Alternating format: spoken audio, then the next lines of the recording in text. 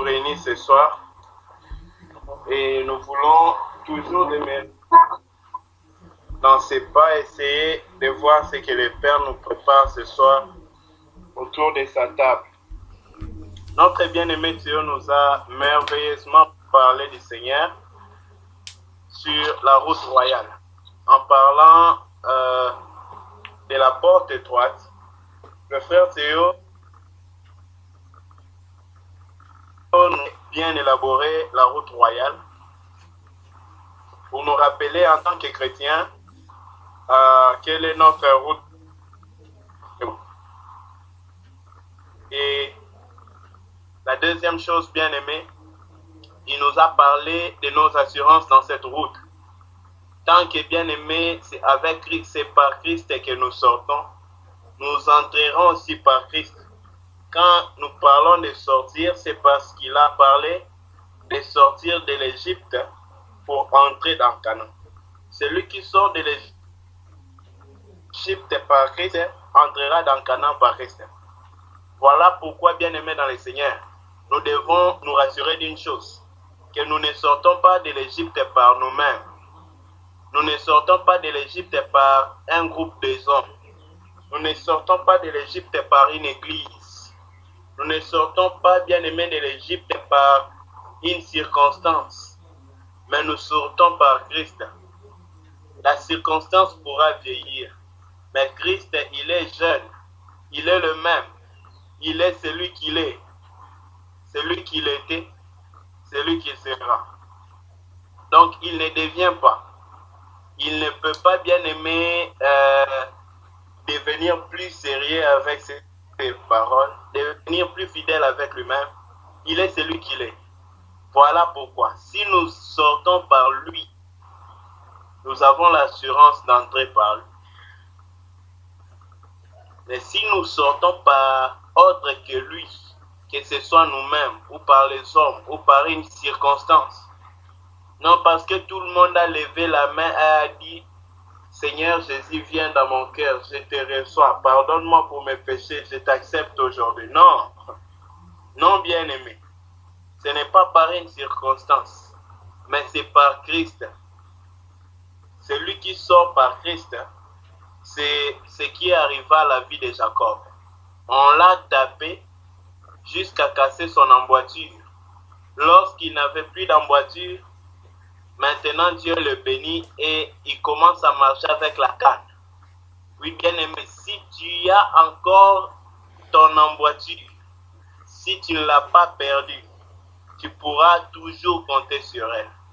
Mais il faut que tu n'aies plus, bien aimé, d'emboîture pour t'accrocher sur les bâtons. Ah, le bâton deviendra ton appui. Tu ne pourras plus marcher sans lui. Et c'est par lui que tu pourras tout faire. Alors là, tu connaîtras les faveurs du Seigneur. Alors là, tu découvriras l'Éternel. Bien-aimé dans le Seigneur.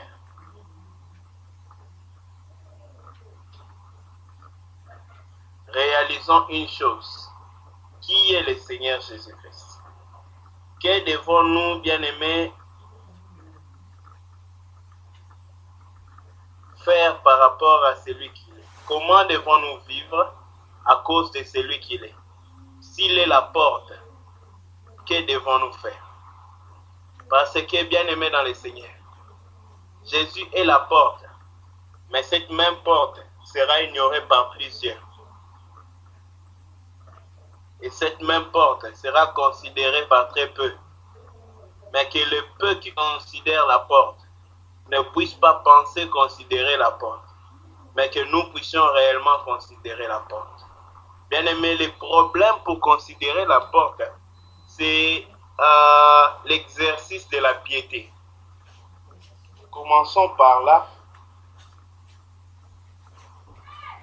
Christ est bien aimé, il est une voie où ceux qui doivent l'emprunter sont ceux qui se sont sanctifiés et ceux qui veulent se sanctifier. Hier, le bien-aimé Thierry en prêchant nous a parlé de ceux qui veulent se sanctifier ou marcher pieusement devant Dieu. Ceux-là seront persécutés. Maintenant, nous, en tant que ceux qui veulent marcher pieusement avec Dieu, nous devons nous poser, bien aimé, une question. Est-ce que nous sommes réellement décidés de marcher pieusement avec Dieu?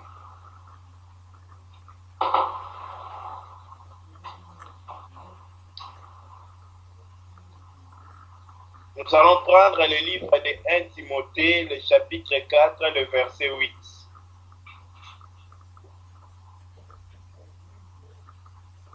« 1 Timothée 4, verset 8.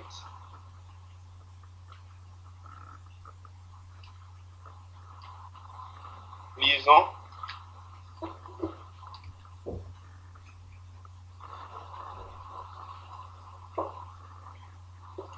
Exerce-toi à la piété, car l'exercice corporel est utile à peu de choses, tandis que la piété est utile à tout. Elle a la promesse de la vie présente et de celle de la vie qui est à venir. Ici, parlant de la piété, comme une portion ou comme bien aimé, une des caractéristiques de la voie royale, la route royale, on nous présente ici la piété bien aimée comme une forme d'exercice. Pourquoi on nous présente la piété comme une forme d'exercice? Or, tout exercice nécessite un certain effort. Quel est l'effort que nous, bien aimés, nous devons fournir pour nous exercer à la piété? Quelle est la réponse, bien-aimé, serait? Quel est l'effort que Christ a fourni pour s'exercer dans la piété? Parce que Christ ne marchait pas dans la piété parce qu'il était Dieu, non. Christ marchait dans la piété parce qu'il se confiait en Dieu. Il n'a pas marché dans la piété en tant que Dieu. C'est pourquoi reconnaissons une chose. Quand bien même la Bible nous enseigne que Jésus n'est pas 99% homme, 99% Dieu. Bien aimé, Jésus est 100% Dieu, 100% homme. Il n'a jamais été moins Dieu, jamais plus homme, jamais moins Dieu. Mais en même temps, Jésus, dans certaines circonstances, ne faisait pas usage de l'une des caractéristiques qui étaient attachées à sa nature. Jésus n'est jamais mort en tant que Dieu, parce que Dieu ne peut pas mourir.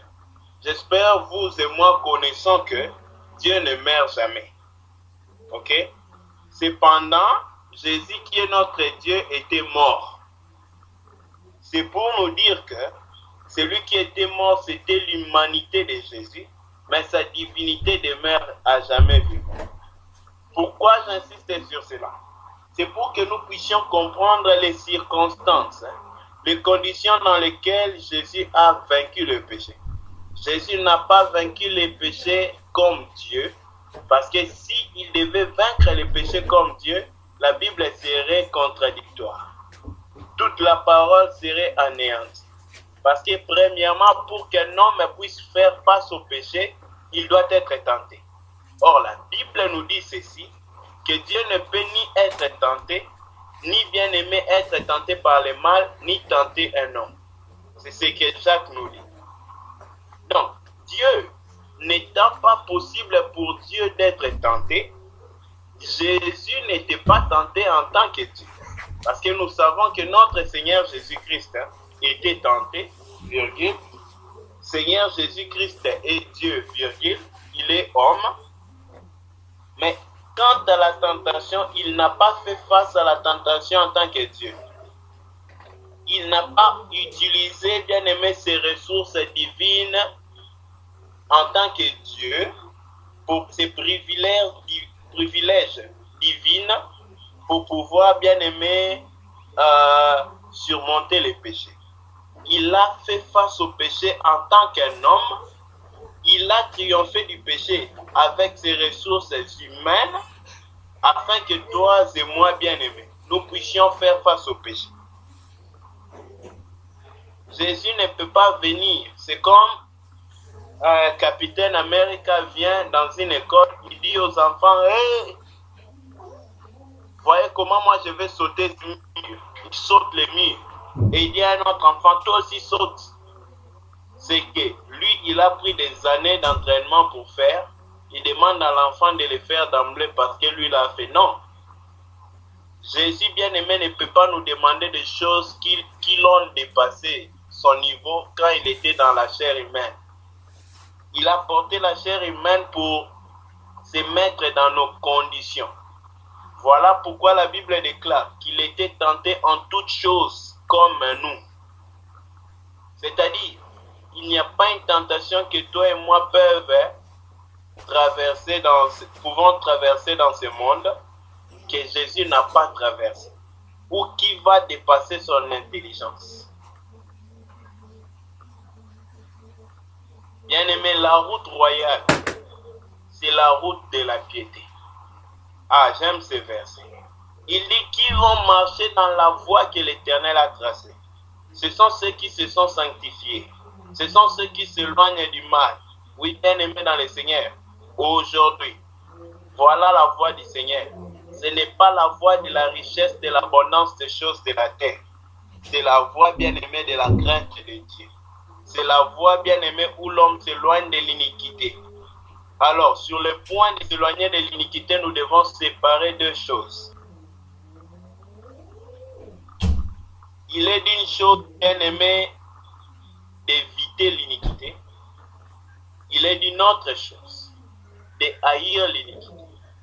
Quelqu'un peut éviter l'iniquité pour un gain pour soi, parce qu'il veut gagner une réputation. Il se détourne de l'iniquité. Pour éviter que son nom soit ridicule, il fuit l'iniquité. Jusque-là, il fuit l'iniquité, mais il ne haït pas l'iniquité. La haine du mal n'est pas en lui, mais il évite le mal pour bien aimer une cause quelconque, pour un gain quelconque. Or, bien aimé, Christ n'évitait pas le mal pour un gain quelconque. Christ n'évitait pas le mal par peur des conséquences du péché. Christ évitait le mal à cause de la haine du mal. C'est là où nous devons nous poser la question. Suis-je en train d'éviter le mal parce que je déteste le mal ou parce que j'évite une peine? Bien aimé, si même nous craignons Dieu et que notre crainte de Dieu est parce que nous avons peur que Dieu nous punisse, nous n'avons pas compris le cœur de Dieu. Nous avons compris la loi. Nous avons compris l'insidie de l'Éternel. Mais le cœur qui génère tout ce que Dieu dit est très loin de nous. Dieu ne nous appelle pas, bien-aimés, à éviter les péchés par la force ou bien par une méthode humaine, par la force de la chair. Non. Dieu veut lui-même triompher du péché. Mais plus que le triomphe du péché, bien-aimé, la haine du péché d'abord. Voilà ce que Dieu veut voir en nous. La véritable crainte de Dieu, bien-aimé, c'est la haine du mal. C'est se détourner du mal. C'est haïr le mal.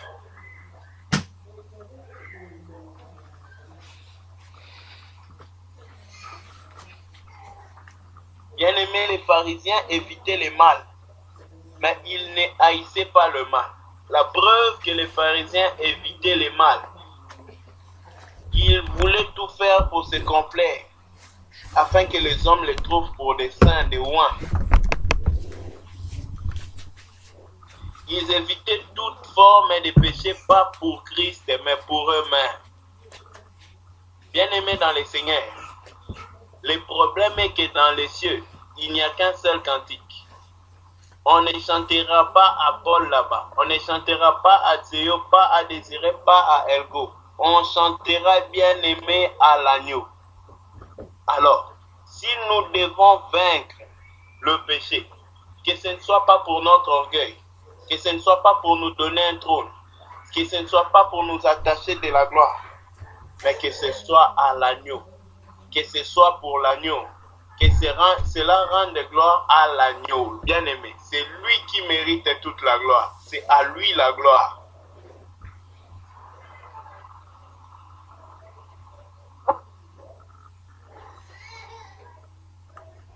Bien-aimé, ce qui porte les fruits qui est la crainte de Dieu doit tout le temps être la haine du mal en nous.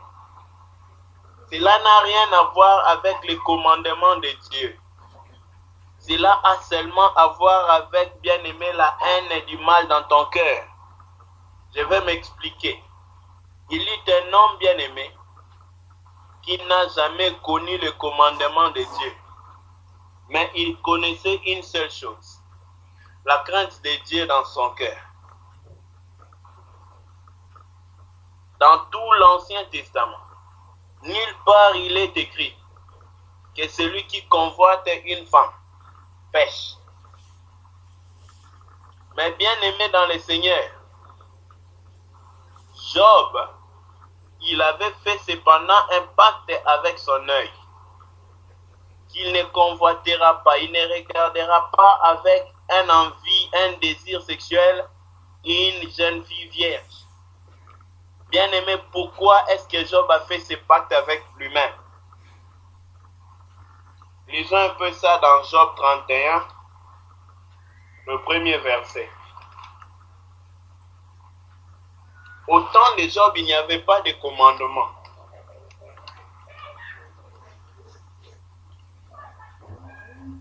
Je vais aller plus loin. Même au temps d'Abel, il n'y avait pas de commandement. Ah, gloire au Seigneur. Mais cependant, Abel cherchait à offrir à Dieu un sacrifice qui va plaire à Dieu. Prenons un peu ça, Job 31, le verset 1.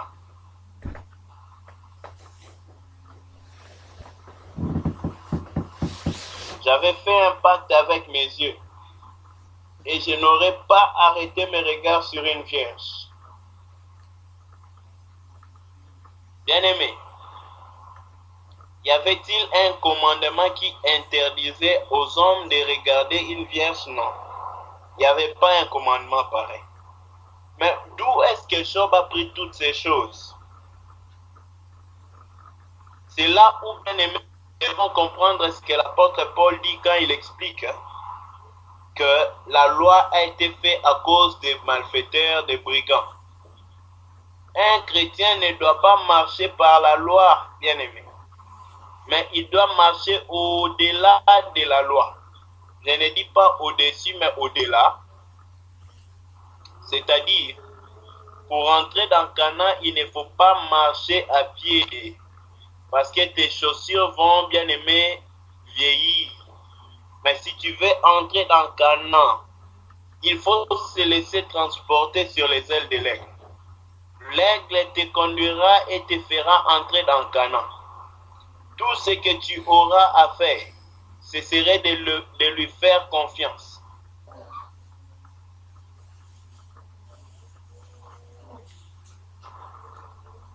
Que lui seul t'apporte jusqu'à la destination première. Bien-aimé dans le Seigneur, notre gros problème, c'est que nous voulons trop ce qui est palpable. Nous voulons la loi parce que la loi dit A ou B. Mais bien aimé, la justice ne viendra jamais de la loi. Dieu n'a pas intentionné la loi pour produire la justice. Mais une seule chose produit la justice. Une seule chose produit la justice. C'est l'amour de la justice et la haine du mal. Nous allons tourner nos Bibles. Notre frère, tu as déjà posté ça. Hébreux 1, le verset 9. Écoutons ce qui est dit de Jésus-Christ. Tu as aimé la justice. Il ne s'est pas arrêté là.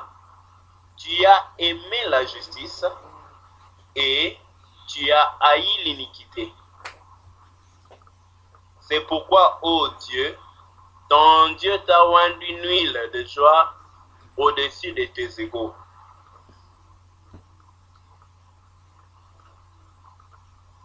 Il a aimé la justice.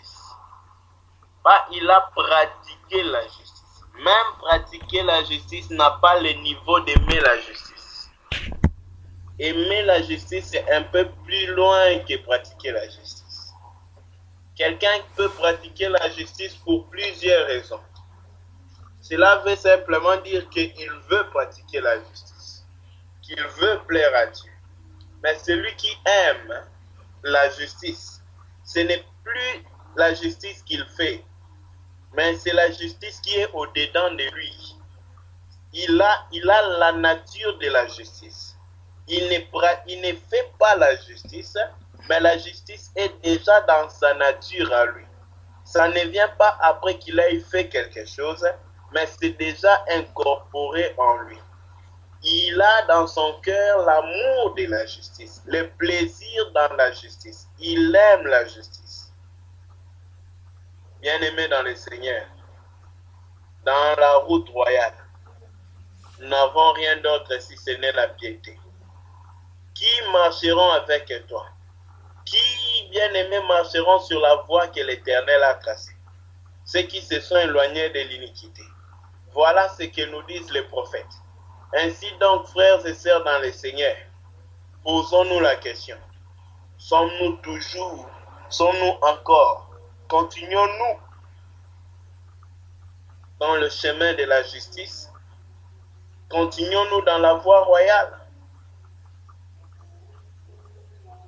Où nous avons trouvé cette voie royale très étroite et que cette voie royale ne nous convient pas parce que nous sommes gros, parce que bien aimé, il y a de l'orgueil.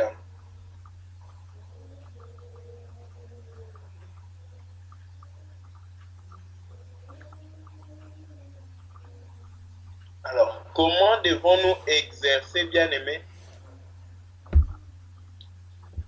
la piété? Apôtre Paul parle de l'exercice de la piété. Or, l'exercice de la piété, c'est l'exercice, bien aimé, quant à la partie de l'homme. Ce n'est rien d'autre que l'exercice, bien aimé, de la volonté de l'homme. En ce qui concerne le péché, la réalité du péché, c'est la volonté, ce que l'homme voulait, ce que l'homme veut, ce que l'homme essaye de faire. Ce n'est pas quand il commet le péché, mais c'est quand il désire ce qui est désagréable à Dieu. Déjà à ce niveau-là, le péché commence. Et s'il n'ose pas étouffer ce péché va prendre de l'ampleur. Voilà pourquoi, enfants de Dieu, posons-nous la question. Quelle nature habite en nous? La nature bien-aimée. C'est ce que tu peux essayer de changer, mais tu es toujours cette nature. C'est ce que tu peux essayer de faire même semblant au milieu des hommes, mais c'est toujours ta nature. C'est de là que certains hommes de ce monde ont trouvé l'expression « chasser le naturel, il revient au galop ». Donc, il n'y a rien à faire avec l'homme quant à cela.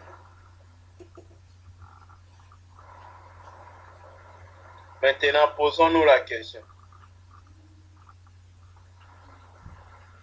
Quelle est la nature que nous sommes? Quel parfum de Christ répandons-nous?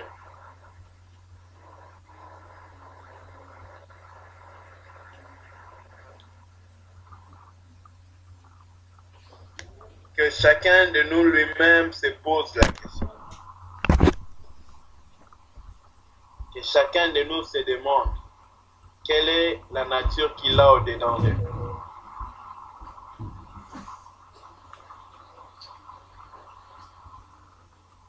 Examinons-nous, regardons-nous, posons-nous la question. Est-ce que nous sommes en train de nous exercer, bien-aimés, à la piété? S'exercer à la piété, c'est lorsque tu arrives quelque part, ton œil regarde quelque chose qui n'est pas agréable à Dieu. La voix du Seigneur t'interpelle pour te dire ne regarde plus. Tu es conscient que Dieu est là en train de te regarder. La prochaine direction où il y aura une opposition dans ton cœur, la prochaine direction où tu vas regarder, c'est ce qui indiquera, bien-aimé, si tu aimes la justice et tu hais l'iniquité. En effet, je voulais dire ceci.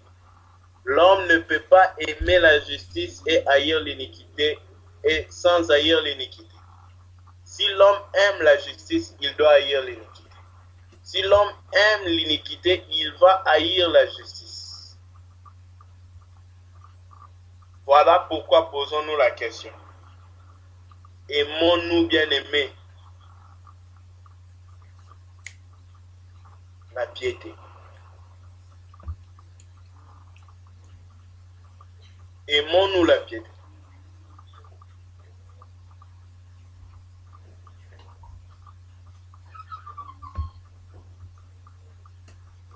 Que je me pose cette question. Que tu te poses cette question. Est-ce que nous sommes dans l'amour de la piété?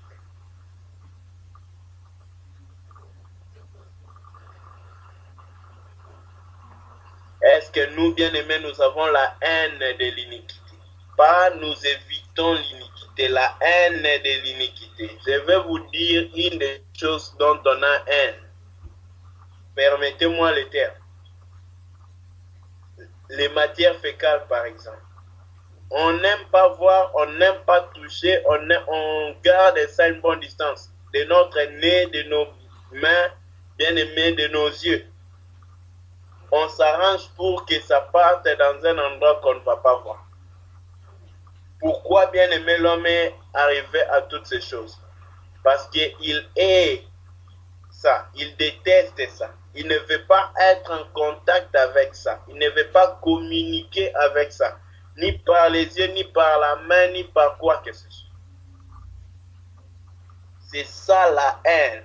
Quand on évite quelque chose, on fait tout pour les garder loin de nous. C'est ça ce qui est la haine. Maintenant, bien aimé, quelqu'un qui a la haine du péché va garder les péchés de la même manière qu'un homme normal s'éloigne de l'impureté. S'éloigne par exemple de ce qui est fécal.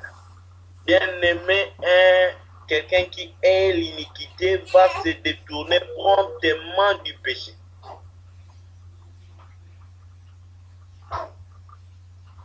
C'est là où, bien aimé, celui-là n'a pas besoin de la loi.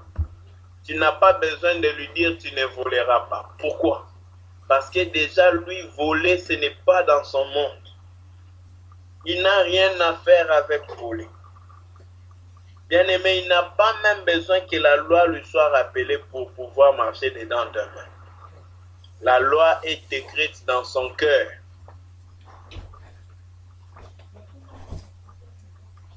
Oh bien aimé, une des meilleures promesses, des plus grandes promesses de la Bible, se trouve dans le livre d'Ézéchiel. Avant qu'on y arrive, retenons une chose. Celui qui réellement aime Dieu doit haïr l'iniquité et aimer la justice. Doit aimer la justice et haïr l'iniquité. Celui-là seul peut se dire qu'il aime Dieu. Mais celui bien aimé par contre, qui se dit qu'il aime Dieu et que la haine du mal n'est pas son partage, sa vie.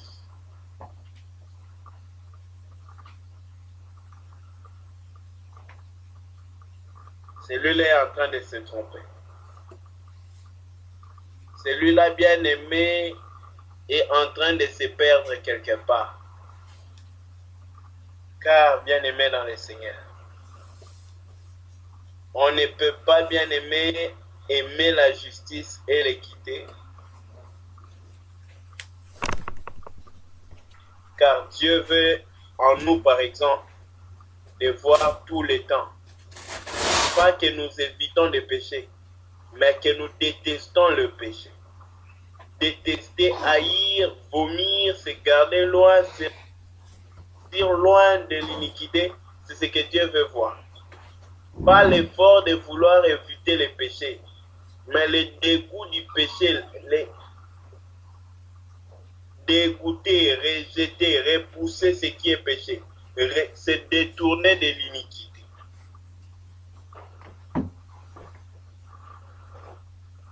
Bien-aimé, voilà ce que Dieu.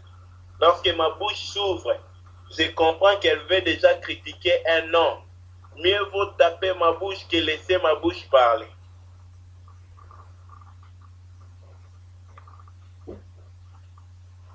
C'est à ça que Dieu nous attend, frère. La route royale. Bien-aimé, ça sera la route des saints.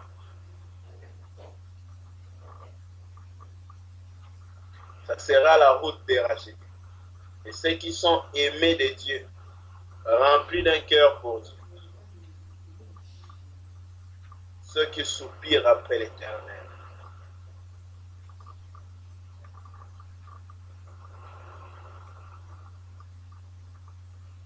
Posons-nous maintenant la question, qu'est-ce que nous devons faire de plus que ce que nous sommes, que ce que nous avons fait pour pouvoir marcher dans cette route?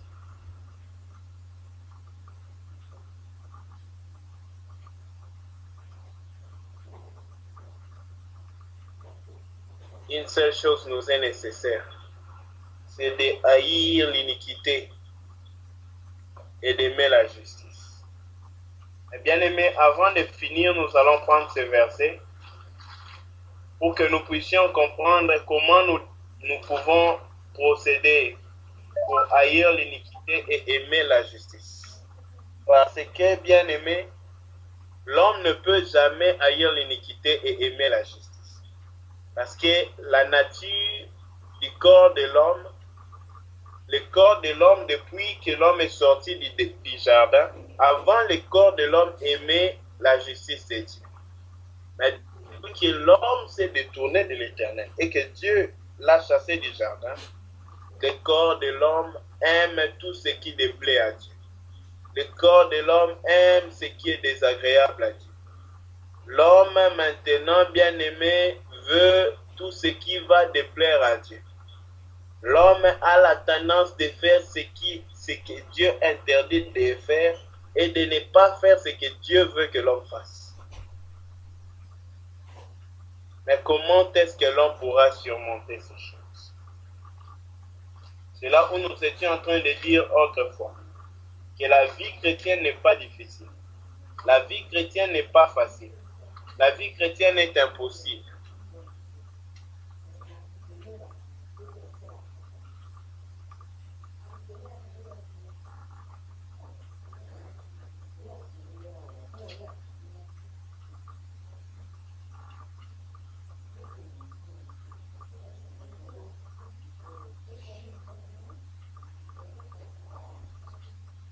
Nous allons prendre ces versets.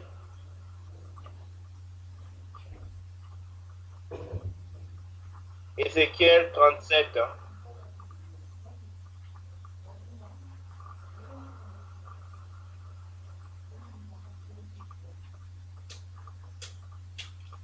Pardon, 36.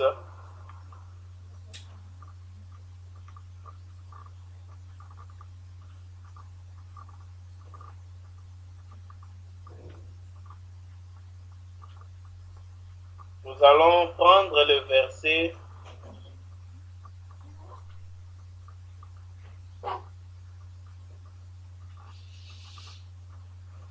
Je m'excuse, j'aimerais fixer les seuls versets qu'on devrait prendre. Ouais, j'étais sur le bon passage. Ézéchiel 37, 11 à 14. Restons sur le chapitre 37, 11 à 14.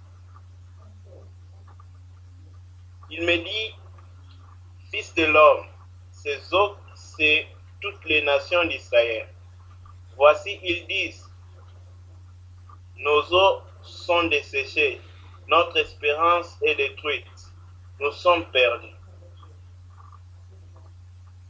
Prophétise donc et dis-leur, ainsi parle l'Éternel, voici j'ouvrirai vos sépulcres, je vous ferai sortir de vos sépulcres, ô mon peuple, et je vous ramènerai dans le pays d'Israël.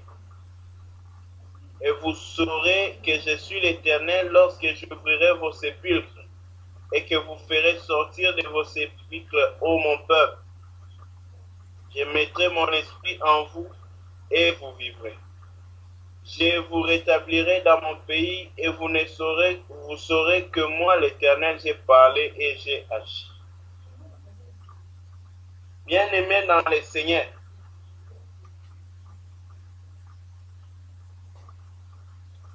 le secret de pouvoir aimer la justice, haïr l'iniquité, se trouve en une seule chose. Parce que ce désir-là n'est pas naturel. Parce que le désir d'aimer la justice n'est pas regardé dans le monde. Vous allez rarement, difficilement trouver quelqu'un qui aime ce qui est juste. Même ton corps à toi, mon frère, ma soeur, ton corps n'aime pas la justice. C'est pourquoi tu vois beaucoup de fois, tu as tendance à t'opposer à ce qui est juste. Il faut donc que Dieu mette son esprit en toi. C'est son esprit qui va créer de nouveaux désirs dans ton cœur. C'est son esprit qui va mettre en toi les désirs, bien-aimés, de haïr le mal et les désirs d'aimer la justice. Et là, tu pourras aimer la justice et ensuite le pratiquer. Et non pratiquer la justice pour chercher à l'aimer un jour. Non, il faut d'abord aimer la justice, ensuite pratiquer la justice. Il faut d'abord haïr l'iniquité, ensuite s'éloigner de l'iniquité. Mais celui qui s'éloigne toujours de l'iniquité, s'il n'a pas encore haï l'iniquité, parce que dans les étapes de la délivrance d'un homme, il y a un temps où lui-même doit d'abord détester ce qu'il fait. Mais bien aimé, les étapes de Dieu, c'est que toi, homme, tu n'as rien à faire. Son esprit va enlever d'abord tout ce que ton cœur aime. Ensuite, son esprit va mettre en toi ce que le cœur de Dieu aime. Ton cœur va maintenant battre selon l'allure du cœur de Dieu. Tu vas alors aimer ce que l'esprit de Dieu aime. C'est ce qu'on nous dit ici dans Ézéchiel chapitre 36. Ézéchiel 36, c'est le verset 26. On va lire un peu plus bas. 26-27. Je vous donnerai un cœur nouveau. Ah, là-bas c'était un esprit nouveau. Et je mettrai en vous un esprit nouveau. Ah, encore nouveau. J'ôterai de votre corps le cœur de pierre et je vous donnerai un cœur de chair. Je mettrai mon esprit en vous et je ferai en sorte que vous suiviez mes ordonnances et que vous observiez et pratiquiez mes lois. Il va mettre son esprit. C'est alors qu'il nous permettra, bien aimé, d'observer sa loi. Un homme spirituel, bien aimé, c'est celui que la loi n'a plus rien à lui dire, parce qu'il a découvert la véritable loi. Il a traversé les rideaux du temple et il est parti jusqu'au-delà du rideau.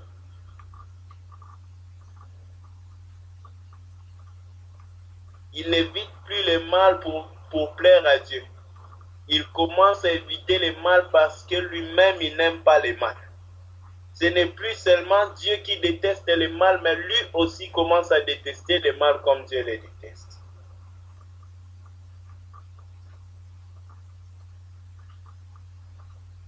Le cœur de Dieu devient son partage. Le cœur de Dieu devient son cœur. Il commence à aimer ce que le cœur de Dieu aime.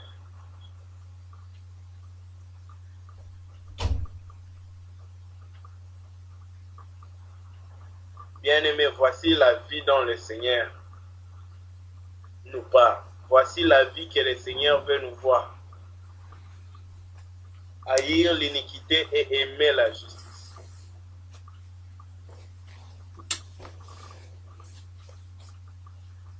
Il mettra en nous un cœur nouveau. Il fera que nous puissions marcher en suivant ses ordonnances. Bien-aimé, c'est cet esprit nouveau-là qui va apporter les nouveaux désirs en nous.